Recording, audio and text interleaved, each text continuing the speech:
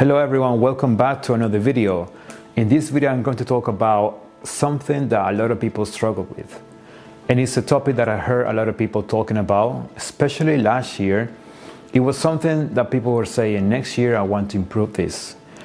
I've been focusing on my diet, my exercise, I've been focused and consistent in those areas. But in this specific area, I've not been able to be as consistent, particularly during Christmas. I guess it was even much harder and much difficult.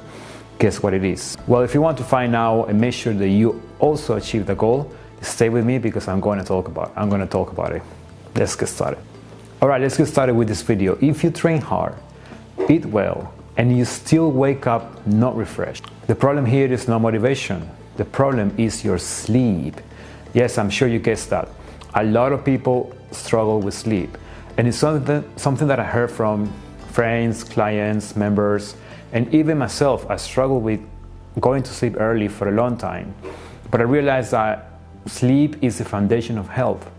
You know, sleep is the most important thing that you can do, because when you sleep, your body recovers, your hormones are much better, you have a more sharper mind, you're able to think clearer, you're able to have even more motivation. And also, when it comes to health, your insulin sensitivity improves when you sleep. Everything improves when you sleep, and you don't even control any of that. It is something that happens automatically while you're sleeping. So in this video, I want to explain why so many people feel exhausted despite sleeping, and I'm going to bring the science of what happens when you don't sleep enough and the health outcomes that can bring with it. So let's get started. Sleep is the foundation of recovery, fat loss, cognitive performance, and long-term health. During high-quality sleep, your body regulates key hormones like cortisol, insulin, growth hormone, and testosterone. When sleep quality is poor, cortisol stays elevated, insulin sensitivity drops, recovery slows, and fat storage increases, even if your training and nutrition are on point.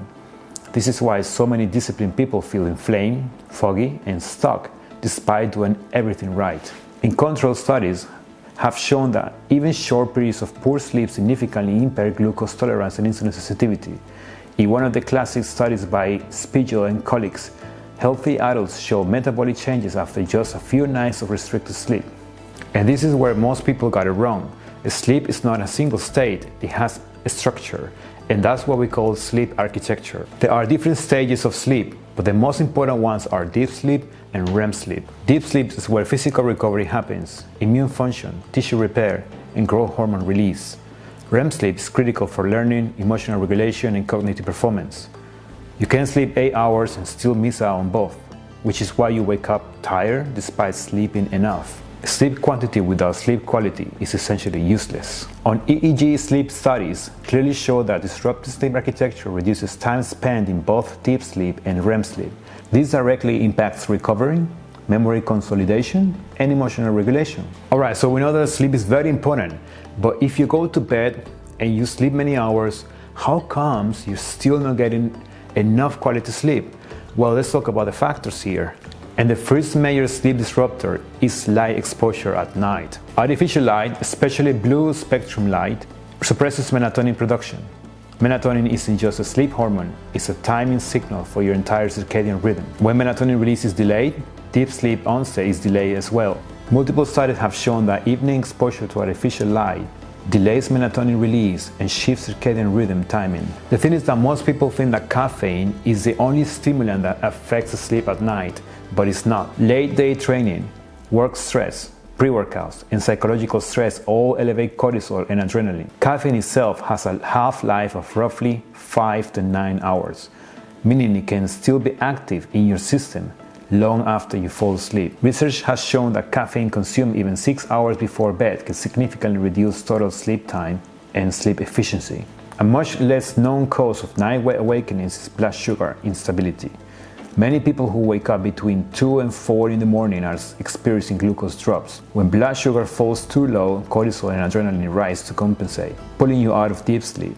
This is extremely common in active individuals and people under chronic stress. Sleep fragmentation has been linked to altered glucose regulation and increased nocturnal cortisol release. And this is why most of the sleep advice that you see online fails. because it treats sleep like a checklist. Same routines, same supplements, same tips, regardless of lifestyle, training, load, stress, or metabolism.